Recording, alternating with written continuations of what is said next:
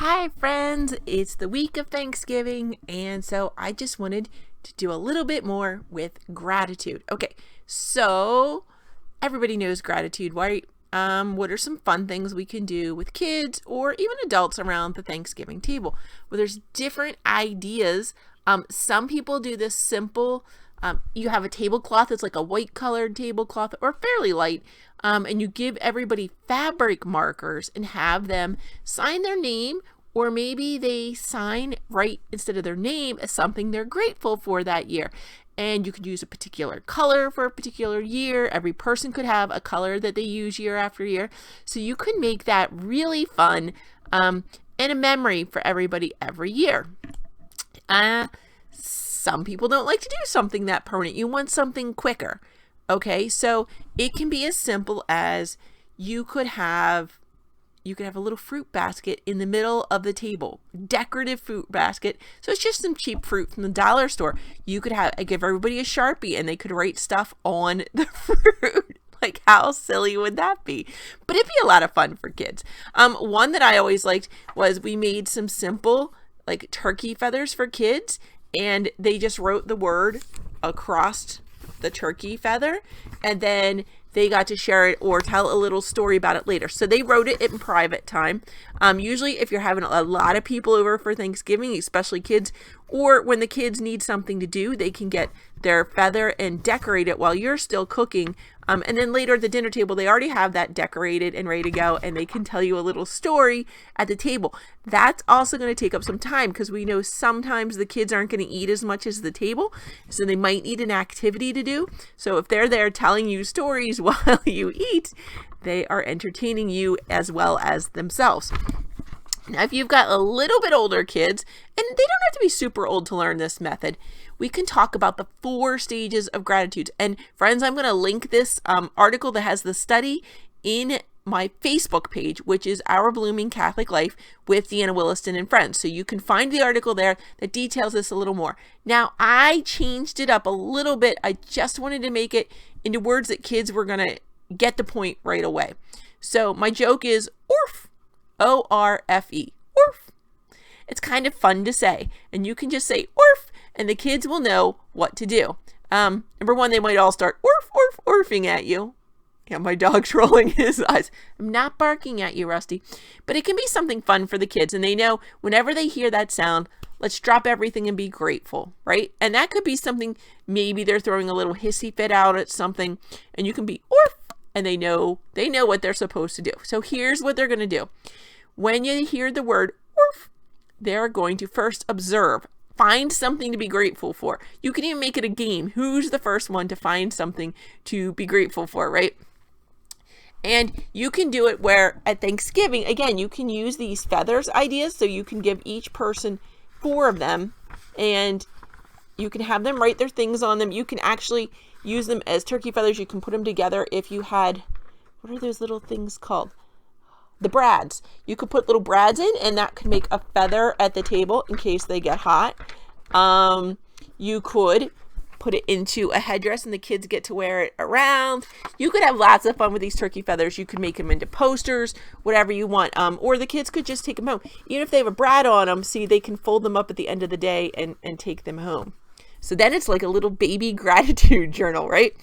So the brads would be a great idea if you have those. If you don't have them, you could try using a paper clip. If you've got kids that aren't quite as fiddly, you could use a paper clip.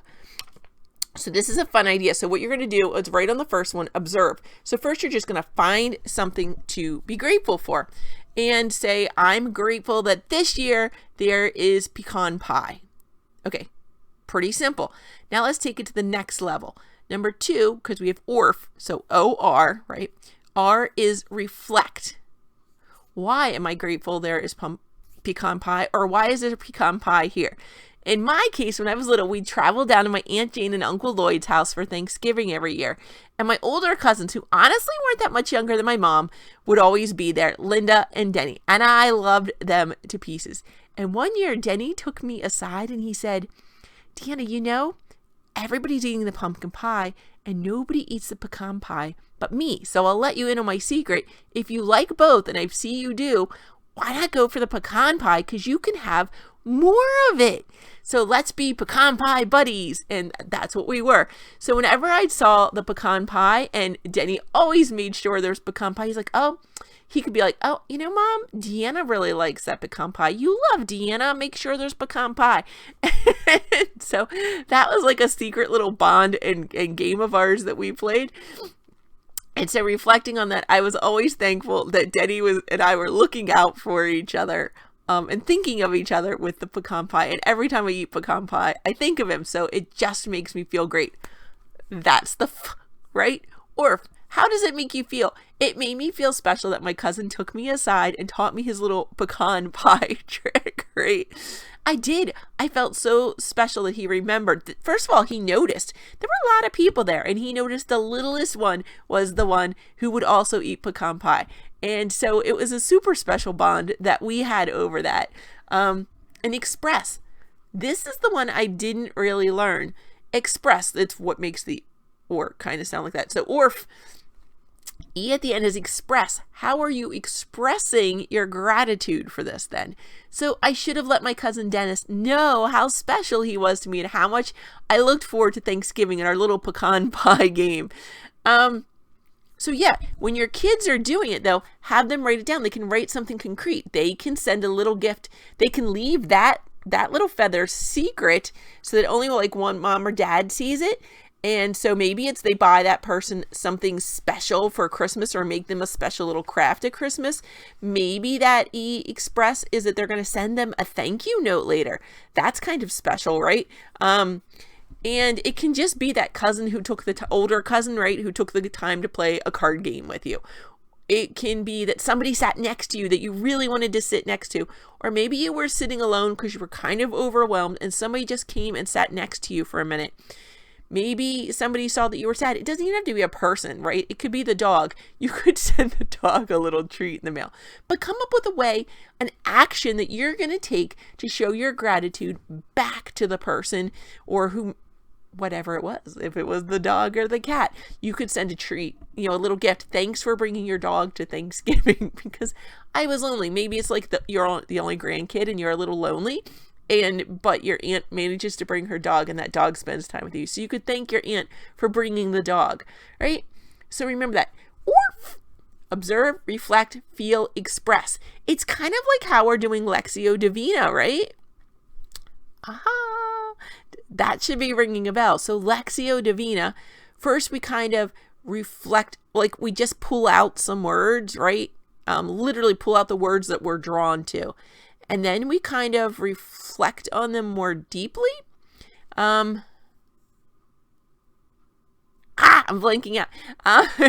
Reflect on them deeply. And I like to make connections with other scriptures. I don't know if other people do that. And then the last one, you find some action you're going to take in Lectio Divina. Let me see. The SOAP method is scripture. So what scripture are you looking at? O is observe. A is application. How does this apply to my life? So the middle one, that's what it is how does this apply to my life? Sorry, in the Catholic Lectio Divina, we don't have a cool acronym. So I kind of like the Protestant acronym because it works. So application, how does it go for me? What does it have to do with my life? And so this kind of works, right? Because it's sort of the same. The scripture itself, that's you're observing it, you're reading it. And we talk about observation, but in this case, it's reflecting on it already. And then application is like the feel and express. What are we going to do? This totally works. So you can pretty much do the same thing for your gratitude journal that you've been doing in Lectio Divina.